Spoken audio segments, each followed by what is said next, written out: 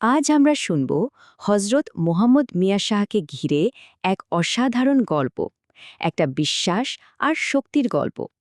চলুন দেরি না করে এই কাহিনীতে ডুব দেওয়া যাক। তো গল্পটা শুরু হচ্ছে একটা প্রশ্ন দিয়ে। আচ্ছা, একবার ভেবে দেখুন তো, এক ঘুটঘুটে অন্ধকার রাতে একটা কবরের পাশে এমন কি দেখা যেতে পারে? কি এমন ঘটেছিল সেদিন, যা মানুষের মনে এত গভীর একটা ছাপ ফেলে দিয়ে গেল? তো চলুন শুরু করা যাক গল্পের প্রথম অংশ দিয়ে। নাম দিয়েছি এক রাতের আতঙ্ক। আমরা সোজা চলে যাব সেই রাতে, এক মহিলার ভয়ঙ্কর অভিজ্ঞতার সাক্ষী হতে। দেখুন, শুরুটা কিন্তু ছিল খুবই সাদামাটা। একজন সাধারণ মহিলা, তার একটা ছাগল হারিয়ে গেছে, তো সেটাকে খুঁজতেই তিনি একা একা বেরিয়ে পড়েছেন। আর সময়টা কখন? রাতের বেলা, যখন চারদিকে ঘুটঘুটে অন্ধকার। আর ঠিক সেই সময়ে ওই অন্ধকারের মধ্যেই তিনি এমন একটা কিছু দেখলেন, যা দেখে তার রক্ত একদম জমে যাওয়ার মতো অবস্থা। মানে, তার ভয় আর আতঙ্কের শুরুটা কিন্তু ঠিক এই মুহূর্ত থেকেই। কি দেখেছিলেন তিনি? দেখলেন একটা অদ্ভুত, অচেনা প্রাণী একটা কবর খুঁড়ছে। একবার ভাবুন তো দৃশ্যটা। এরকম একটা অস্বাভাবিক আর ভয়ঙ্কর জিনিস দেখলে যে কেউ তো প্রচণ্ড ভয় পাবে, তাই না? ভয় তো তার অবস্থায় একেবারে কাহিল। তিনি আর এক সেকেন্ডও সেখানে দাঁড়াননি। সোজা দৌড় দিলেন মসজিদের দিকে, আর গিয়েই ডাকতে শুরু করলেন হজরত মিয়া শাহকে।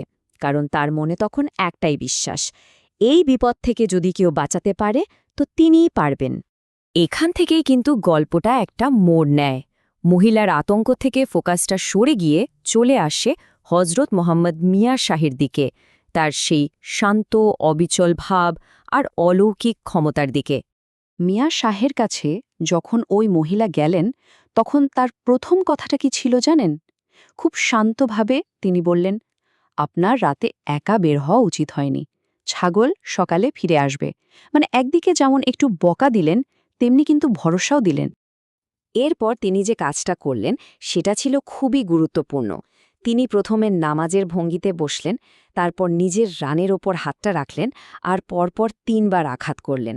এটা কিন্তু শুধু সাধারণ একটা কাজ ছিল না, এটা ছিল একটা আধ্যাত্মিক প্রক্রিয়া।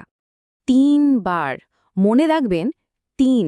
এই সংখ্যাটা যেন ছিল সেই অলৌকিক ক্ষমতার কেন্দ্রবিন্দু। মনে হচ্ছিল তার প্রত্যেকটা আঘাতেই যেন একটা ঐশ্বরিক শক্তি কাজ করছিল। আর তার ফল কি হল? একদম অবিশ্বাস্য।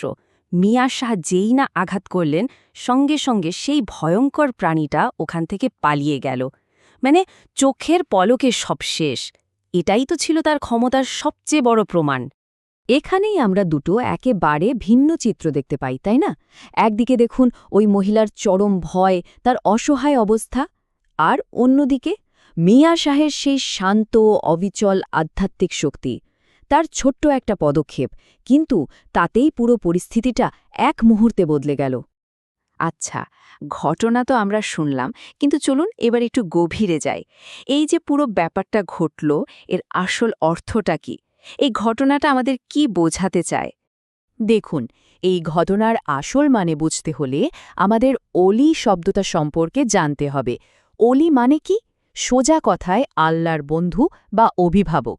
ইসলামী সংস্কৃতিতে বিশ্বাস করা হয় যে অলিরা হলেন এমন সাধক যারা সাধনার মাধ্যমে বিশেষ আধ্যাত্মিক ক্ষমতা পান, আর তারা সাধারণ মানুষকে একটা ঐশ্বরিক সুরক্ষার মধ্যে রাখেন। তার মানে মূল ব্যাপারটা দাঁড়াচ্ছে এই যে, ওই রাতের ঘটনাটা আসলে এটাই প্রমাণ করে দিয়েছিল যে হজরত মিয়া শাহ শুধু একজন সাধারণ ধর্মীয় নেতা ছিলেন না, তিনি ছিলেন একজন অলি, যার কাছে সরাসরি ঐশ্বরিক ক্ষমতা ছিল।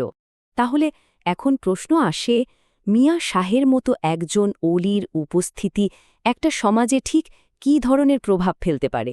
চলুন সেটাই একটু দেখি। একজন অলির ভূমিকা কিন্তু অনেক বড়। যেমন, এটা বিশ্বাস করা হতো যে তিনি আল্লাহর কাছ থেকে বিশেষ ক্ষমতা পেয়েছেন। তার দোয়ার আধ্যাত্মিক শক্তি মানুষের মনের ভয় দূর করে দিত। এমনকি শুধু তার উপস্থিতিটাই ওই এলাকার মানুষের জন্য শান্তি আর নিরাপত্তার একটা কারণ ছিল। মানে তারা শুধু ধর্মীয় গুরুই নন, একরকম সমাজের রক্ষকও বটে। আর তাই এটা খুব স্বাভাবিক যে ওই রাতের ঘটনাটা সাধারণ মানুষের মনে একটা বিশাল আর স্থায়ী ছাপ ফেলেছিল। এটা তাদের কাছে একটা জীবন্ত প্রমাণ হয়ে উঠেছিল যে মিয়া শাহ আসলেই তাদের রক্ষাকর্তা। তো এই পুরো আলোচনাটা শেষ করার আগে একটা প্রশ্ন রেখে যেতে চাই। এই গল্পটা শোনার পর কি মনে হয় না যে আধ্যাত্মিক বিশ্বাস আসলে একটা সমাজকে কতটা শক্তি দিতে পারে, বিশেষ করে কঠিন সময়ে কিভাবে এই বিশ্বাসী সাহস আর সুরক্ষার উৎস হয়ে দাঁড়ায়?